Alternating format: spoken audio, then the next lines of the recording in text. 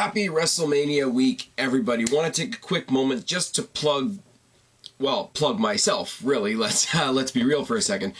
Told you guys there was going to be a little bit of extra WrestleMania content this week. Going to start off with a little bit of a downer. There will not be an NXT review tomorrow, but we will cover NXT once, and Guapo and Kristen and I do tackle for WrestleMania, for TakeOver Orlando.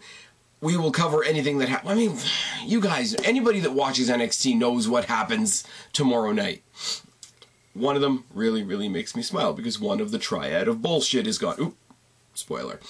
I do want to take a second. I don't know whether it's going to be in that corner, isn't it? There's going to be a little exclamation mark. Check out the 2 previous videos on this channel that I just posted last night during Raw. And I know last night, it's Raw, it's Monday, so you guys are either doing better things or you're asleep. Let's be real for a second. But during Raw, I posted 2 previous videos that I want you guys to check out. Really had a lot of fun doing them. One of them is my WrestleMania edition of Ask the Phoenix, aka the March edition of Ask the Phoenix.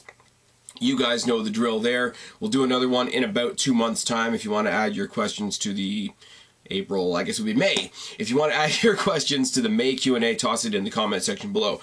But more so, more to the point, more fun, really, for those of you that have been following this channel for a long time, is a video that myself and Kristen, aka the Black Hat Feline, did on the women's divisions of WWE. The Raw women's division, such as it is, the SmackDown women's division, and the NXT women's division, and each individual woman in those respective divisions.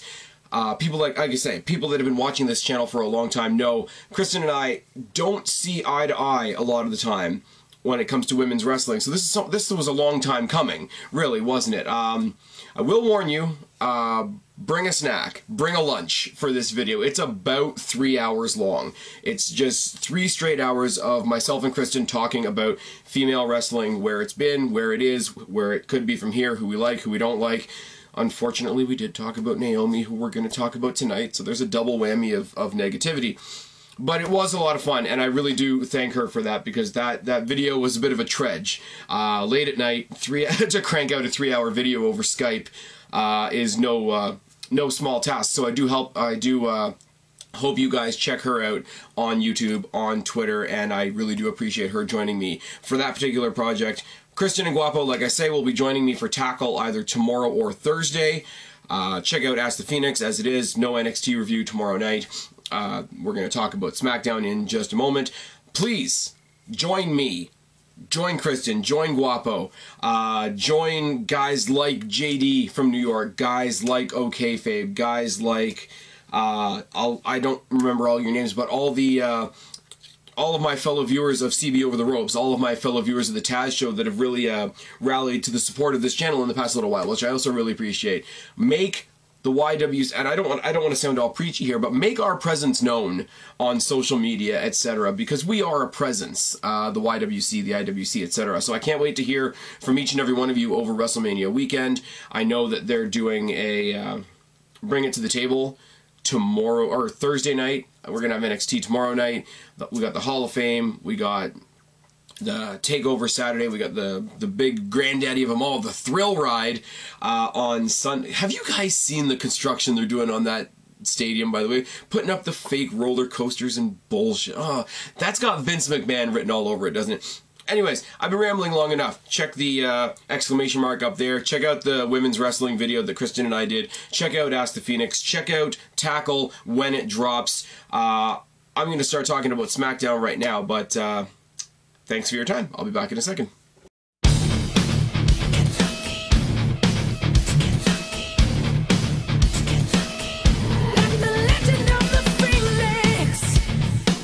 What's going on, everybody? It's your pal Spaz Phoenix, the YWC Reality Check with your March 28th Go Home to WrestleMania edition of SmackDown Live. Now, I could say to nauseam how Raw was underwhelming, how Raw was basically pieced together with video packages and part-timers and old men and da-da-da-da-da.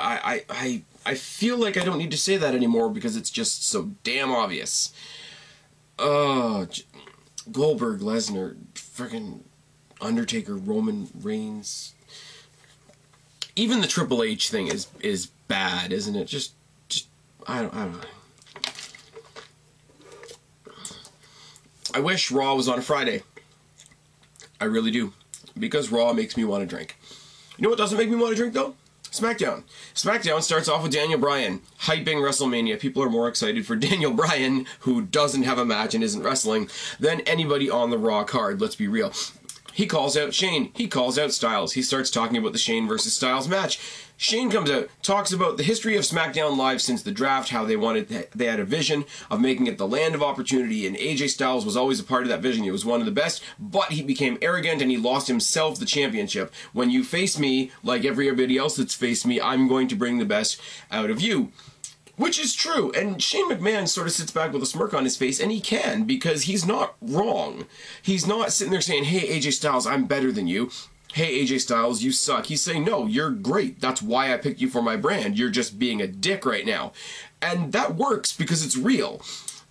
Styles comes back and reminds Shane McMahon that it's not Hell in the Cell, it's not a hardcore match, it's not a stunt show. There are countouts, there are disqualifications. This is what's known as a wrestling match, which hits a nail right on the head, doesn't it? Because Shane McMahon's always been a great character. He's always created great spectacles on pay-per-view with various wrestlers, X-Pac, Kane, etc.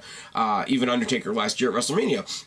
But that's what they've been. They've been spectacles. They haven't been, catch as catch can, Benoit Angle 5-star classics. They really haven't. He's never said that they were, but that's another story for another day. Says that wrestling is my world, the ring is my home. At any level, I will embarrass you. He says, we can grapple, we can throw hands, we can take it outside. And then he says, we can even go to the air. Stops himself. He says, please, Shane, let's take this to the air, which I thought was a great point. On any level, I will embarrass you. I've seen you fight Kurt Angle. I've seen you fight Shawn Michaels, Steve Austin, The Rock, Undertaker, Kane, X-Pac, etc. You've never fought anybody like AJ Styles, and on Sunday, you're going to find out exactly why I'm phenomenal. They go face-to-face. The table gets tossed out of the way, as it always does in a contract signing. Daniel Bryan gets between them. They don't come to blows, which is cool, because whatever they do is going to be very unique, because, like I say, it's a Shane situation. So Daniel Bryan gets between the two of them and asks them for a handshake. Shane McMahon offers the handshake. Styles just gives him the back. And that's... I think it's almost better than okay, if somebody wants to shake your hand, you can spit at them, you can smack their hand away, you can step up to their face. But I think the subtle action of just turning your back, like, I literally don't give a shit about you until Sunday, it was the right way to go. It was underdone, but it was really good. What's not good is... the pile of shit that landed in the women's division tonight. Now listen, because this is a story that kind of morphs over 2 or 3 segments, really. Because we got a rematch, Carmella versus Becky Lynch. We've got Mickie James and Alexa Bliss on commentary. We announced that the Alexa Bliss versus everybody match at WrestleMania has been relegated to the kickoff. And at this point, I'm outraged. I am, and I'm not outraged right now because we'll get there. But I'm outraged at the time because Alexa Bliss, I'm sorry. Follow who you want. Sing the praises of Sasha Banks. Sing the praises of the boring gray paint fucking Charlotte Flair. The extremely fallen from Grace Bayley. Sing the graces of Nia Snax on Raw. Sing the graces of anybody on SmackDown, because a lot of them are really good. There is no better developed female wrestling character on the WWE main roster right now than Alexa Bliss, and I challenge any of you to bring me legitimate arguments down in the box below. How this girl is going to have her first WrestleMania in the pre-show, and those fucknuts on Raw are on the main show, blows my mind. But then we're going to find out why in a minute. Carmella versus Becky Lynch isn't much of a match. They trade a couple of boots, some uppercuts, some chokes, some choking on the ropes, some body blows, etc. And then you don't see the rest of the match.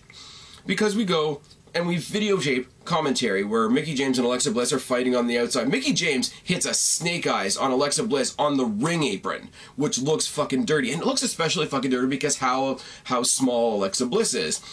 Mickie gets in the ring, they all 4 are in there, she strikes Carmella, that causes the disqualification, ending the match that nobody really cared about anyway. All 4 women brawl, including a mitt kick to Alexa Bliss, and then we sort of unceremoniously fade to commercial break, which is bad. We come back, and the ghost of Teddy Long has turned this into a tag team match, Mickie and Becky versus Carmella and Alexa. Mickie and Alexa start the match. I can't read my writing to save my life. Basement dropkick by Mickie James, a boot by Mickie, rolling leg drops by Becky, and a series of kicks by Carmella to Mickie. Mounted punches by Carmella and a boot by Alexa. Double team by Carmella and Alexa. Neck vice by Alexa. Alexa and Mickie James exchange some pin attempts, ending in a headlock by Alexa. Forearm by Alexa. And Natty makes her presence known. For reasons. And they fade out again to commercial break. Again, very unceremoniously. It was very bad. I don't know whether it was badly cut or it was done intentionally, whatever. We come back, and she's joined commentary. Head scissor by Mickie James in the ring, rolling clotheslines by Becky, exploder and a corner forearm by Becky, distraction by Natty, a trip by Ellsworth, and a roll-up by Carmella get the win for the heels, and it's a 5-way brawl. Here's your preview for Sunday. Except somebody took some drugs in the back and started putting on some rave music, some bad rave music. You know, all the little candy kids are dancing in the aisleway with all their drugs. Oh, wait, no, it's Naomi. Oh, wait, no, it's Naomi. So fuck this match. It's on the pre-show.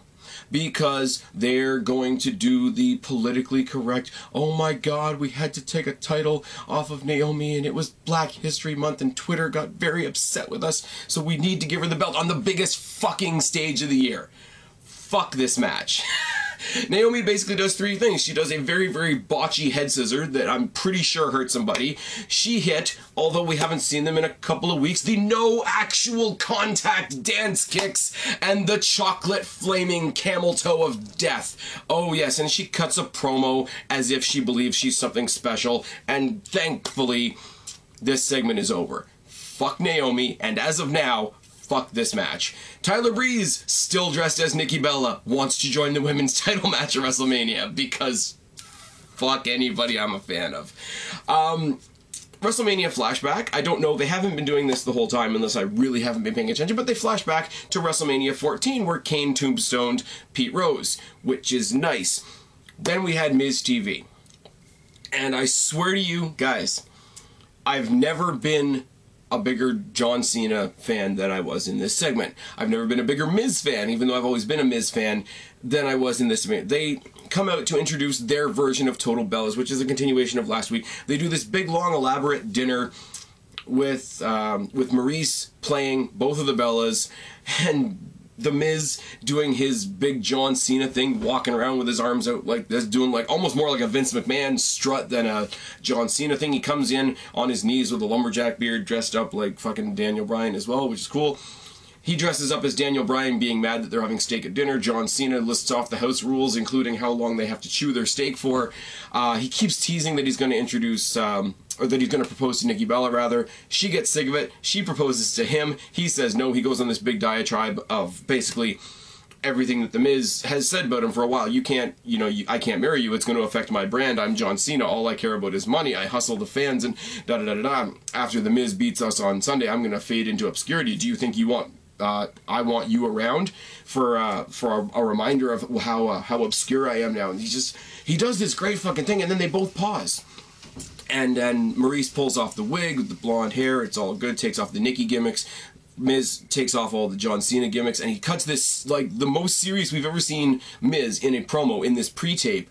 And then they go back to the main thing, and they celebrate their own creation in the middle of the ring. And John Cena and I didn't write anything down for this segment, which is why I'm rambling, but Jesus Christ, John Cena. Why while I'm doing a video? It's WrestleMania season. You're interrupting me. I gotta talk to these guys. Like, what do you want from me?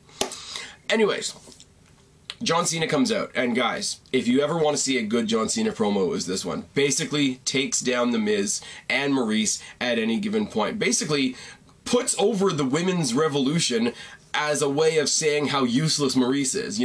Every day women are encouraged to be bigger and badder and better. It's not a divas division anymore. Roddy rah. Hell, Nikki Bella beat up Tyler Breeze. Tyler Breeze was I swear to God, he was the punching bag. of this whole night, which kind of sucks, but you know, she kind of smiles and they high five, and John Cena and Nikki Bella are happy. I've said this the whole time about this particular match. I know nobody cares about this match. I know nobody is as interested in this match as I am, because it's stupid and it's bullshit, and there's really no repercussions of it afterwards. But you can honestly tell that John Cena and Nikki Bella are having a blast doing this. You know, Nikki's on her way out. Miz and Maurice are friends with them in real life. It's all good. Cuts down the Miz, cuts down Maurice, cuts down everything, you know, mocks them for being married. What have you done in 10 years? Miz only brought you back to WWE so that you could be on Total Bellas, so that he could be on Total Bellas, so that he could have more exposure. He's using you. You're mocking us for being married, but hey, if you want to mock us for not having kids, we're your kid. The whole thing is fucking great. And then he gets serious, which is great. He challenges the Miz to punch him in the face, and then he goes back to the Seth Rollins bit. Remember when I got my nose moved from here to here and I still came back next week for the fight? It was fucking great. And then Nikki Bella got in her little 2 cents at the end, you know, we're going to kick your ass at WrestleMania. He called Miz a pussy, which was great, which means Donald Trump hasn't totally ruined that word in the American English language, which is fucking great. Told Miz that he had no balls, he was shooting blanks, gave him a shot in the pills in the middle of his promo. At the end of it, he sort of signed it off with, you're shooting blanks because you don't have anything to shoot out of. It's childish. It's everything we've come to expect from John Cena, where he cuts a promo that's like childish, childish, childish, childish, childish, ramp up at the end, have that serious, energetic bit at the end. It was fucking great. I haven't written notes because I was enjoying the promo. I was enjoying the talking segment. Now, imagine that. Now, if I was watching Raw, would I ever be able to say that? You know, Miz TV, you know, the talk show segments that got done to death, you know, the talking segments that got done to death, a John Cena promo that were done to death. Tell me why on SmackDown they can be okay. This would be terrible on Raw. This only works because it's on SmackDown and it's under the guise of guys like Road Dogg, the writers that came up from NXT, Daniel Bryan, Shane McMahon, etc. This is the best, okay, it's not the best feud, let me be clear, but this is the best, most acceptable, most entertaining John Cena we've had in a long, long time, and I'm with it. I'm with this John Cena. Yeah, I did Cenapocalypse because back then WWE and John Cena deserved Cenapocalypse. I'm with this John Cena. I'm just saying, and I'm looking forward. I am flat out looking forward to this match. No hyperbole, no, well, you know, it's not going to be the, but I'm kind of looking for, no, I'm looking forward to this match. I'm looking forward to this match than most of what's happening on Raw. I'm honestly looking forward more to this match than I am to fucking Oldberg versus Lesnar again. I'm honestly looking forward to this, okay. I can't say I'm looking forward to it more than Roman Reigns and Undertaker, because watching the fans cry afterwards is going to be mighty entertaining. But, I mean, it just is what it is. I'm looking forward to this more than I am the women's match. I'm looking forward to this more than the newly announced triple threat ladder match. And this is me, guys. You guys know I love a ladder match. They stuck a ladder match on that match on Raw at the last minute because they knew nobody gave a shit about the match. Oh, yes. I've gone on enough about that. Then we have some filler. We're going to hype up the Andre the Giant Memorial Battle Royal with 10 other guys that you didn't know were in the match. Hype Brothers. No, not Hype Brothers. Slater, Rhino, American Alpha, and Mojo Rawley. Not the Hype Brothers, because Zack Ryder's off. Z-True. Apparently he's doing another video series. Z-True Rehab Story. Sometimes there's no words. Anyways, American Alpha, Slater, Rhino, and Mojo versus the Usos, Breezango, and Ziggler. The faces win.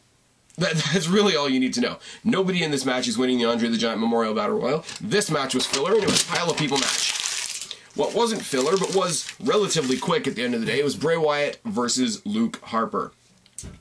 Luke Harper cuts a promo in the back. They've changed up his ring gear slightly. They've made him look a little less raggedy, a little less homeless, which is fucking great. He's great on the microphone. I know a lot of other people, especially Kayfabe specifically, when the Wyatt family were first coming into prominence, were like, go check out this guy before he was in WWE. He's a great character, he can cut a great promo, and he's athletic as hell. And all those things have been proven. Now they're giving him a chance on his own to cut some more mic time rather than just, you know, kissing Bray Wyatt's ass or like staring oddly into the camera and saying, run. The match was quick, though. Both men trade punches, clothesline by Wyatt, headbutts by Wyatt, dropkick by Harper. They brawl outside, and there's a tackle into the rail by Harper, which is good. He looks like he's almost going to go over the rail because he's so much taller than Wyatt, which was an interesting little spot. Boot by Wyatt, black hole slam by Harper was fucking great. A Uranagi and a senton by Wyatt, suicide dive by Harper, another suicide dive by Harper, boot by Harper, super kick and a clothesline by Harper. But they're still playing up this idea, even though he's rebelling against Bray Wyatt, that he's still somewhat entranced. And that slight moment of entrancement allows Bray Wyatt to counter the discus lariat into the Sister Abigail, and Wyatt gets the obvious win. We get a very, very jump-cutty video pre-tape promo from Randy Orton at the end. He's back at the Wyatt compound again. Of course he is. And he's standing over the ashes of Sister Abigail. Of course he is. He takes the big stick thing that Bray Wyatt laid on him last week after the beatdown, and he stabs it into the ashes of Sister Abigail. I don't know. And then it quickly cuts, and that's the end of the show. I would have loved for Bray Wyatt to be standing in the ring and like doing his best acting job ever as like the spirit of Sister Abigail escapes him or some shit. They probably did in front of the live crowd, but on TV it cut.